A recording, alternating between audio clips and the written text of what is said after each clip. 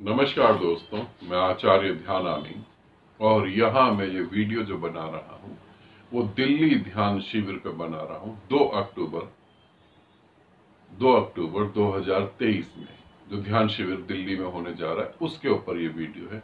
कुछ साधकों के छोटे छोटे प्रश्न थे, उनको लेके मैं बता रहा हूँ ताकि आपको कोई दिक्कत नहीं हो। पहला, क्या हम अपने बच्चे को ला सकते हैं? आप अपने बच्चे को बिल्कुल ला सकते हैं, मगर यहाँ कुछ बातें जरूर समझ लें।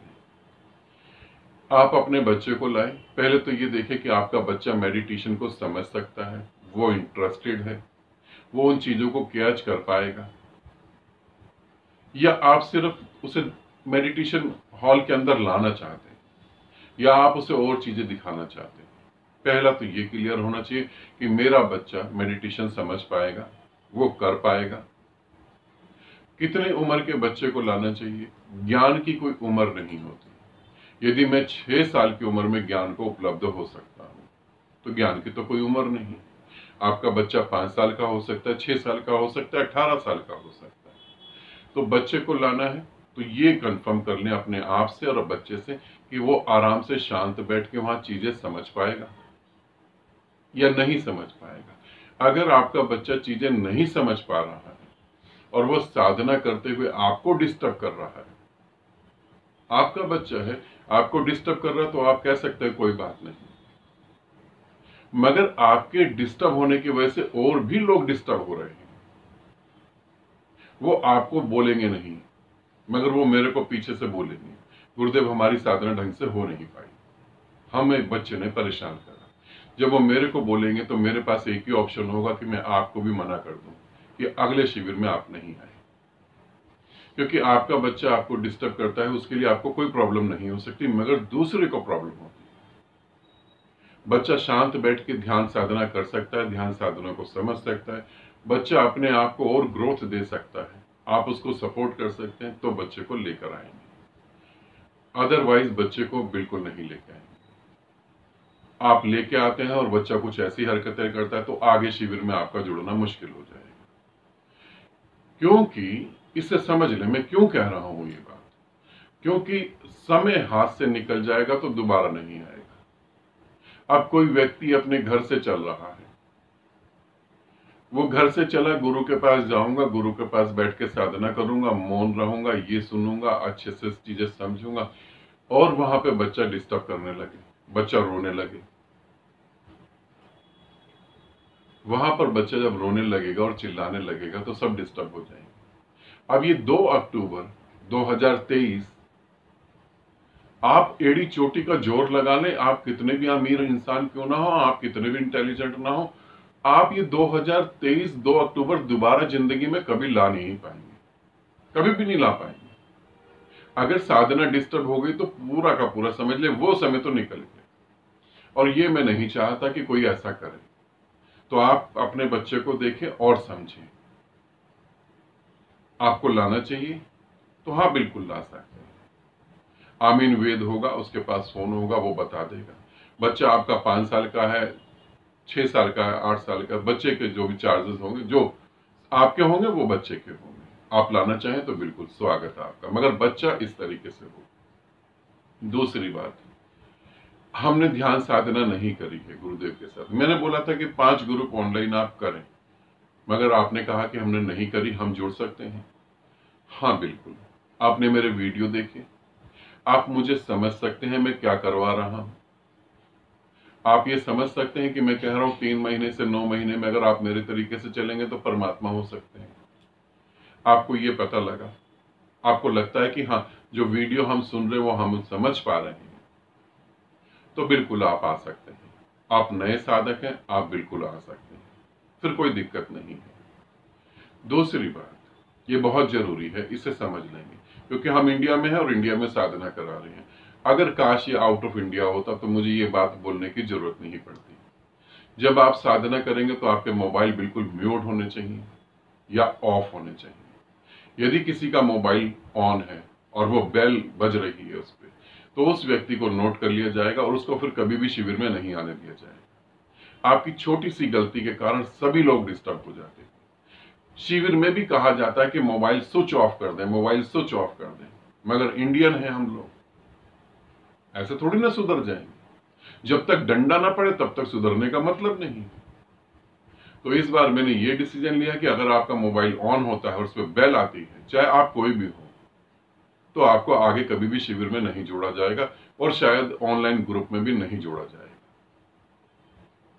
ठीक है, लास्ट बात, आपके मन में बहुत सारे क्वेश्चन होंगे। एक साधक का क्वेश्चन कैसा होता है कि मैं साधना कर रहा हूं और मुझे ये प्रॉब्लम है, तो मैं क्या करूं। और एक साधक नहीं है, वो बुद्धिहीन है, वो कहता है अगर मैं साधना कर रहा हूं, भविष्य में मुझको ये प्रॉब्लम हुई तो मैं क्या करूंगा।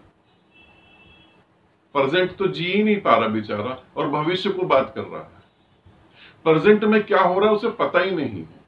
प्रेजेंट में वो परमात्मा के सामने बैठा, उसे लेना देना नहीं भविष्य में।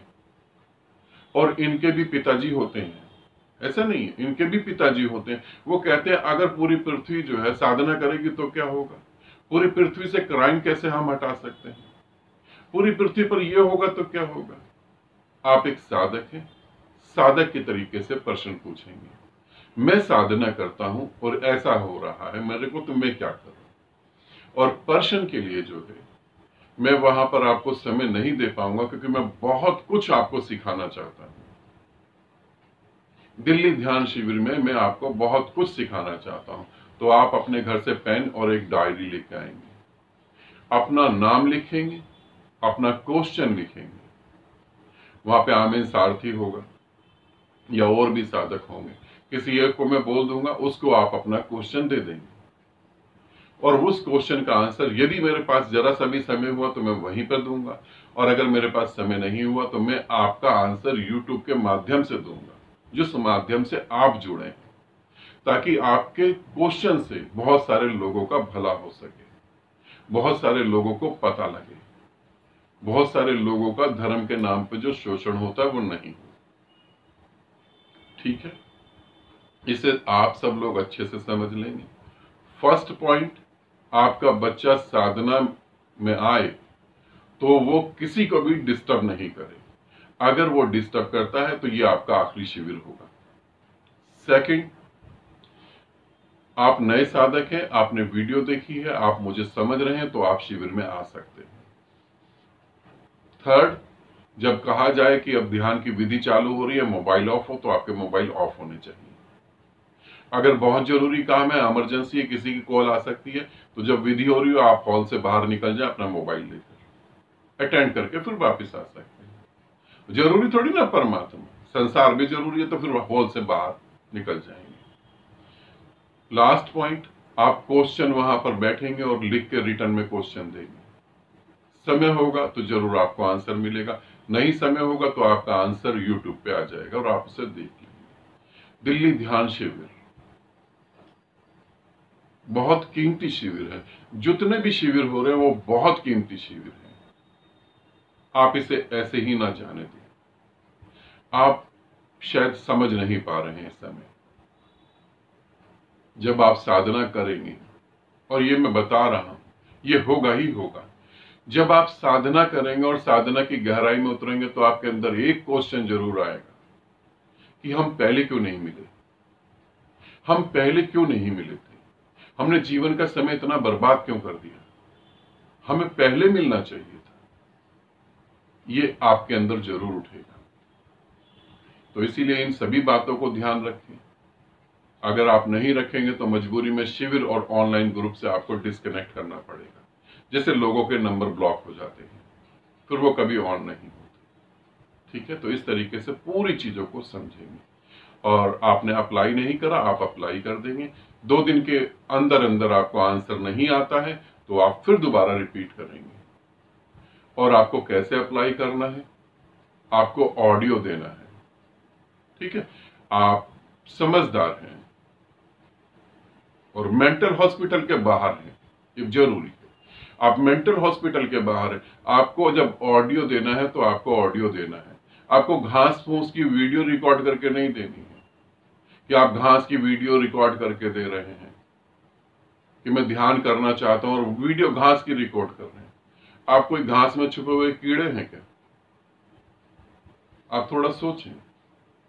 तो जो बताया है, ऑडियो आपको देना है, अपना शुभ नाम देना है, अपना प्रेजेंट का फोटो देना है।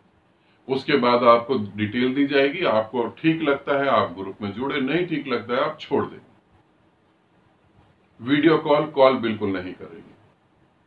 ये कहना भी मुझे लगता है कि शायद ये गलती है, क्योंकि सुधरना तो आपको है नहीं, फिर भी बार बार कहना पड़ता है। शायद कुछ लोग सुधर जाएं। ठीक है, आनंदित रहें, सदा खुश रहें। बहुत बहुत प्रेम आप सभी को।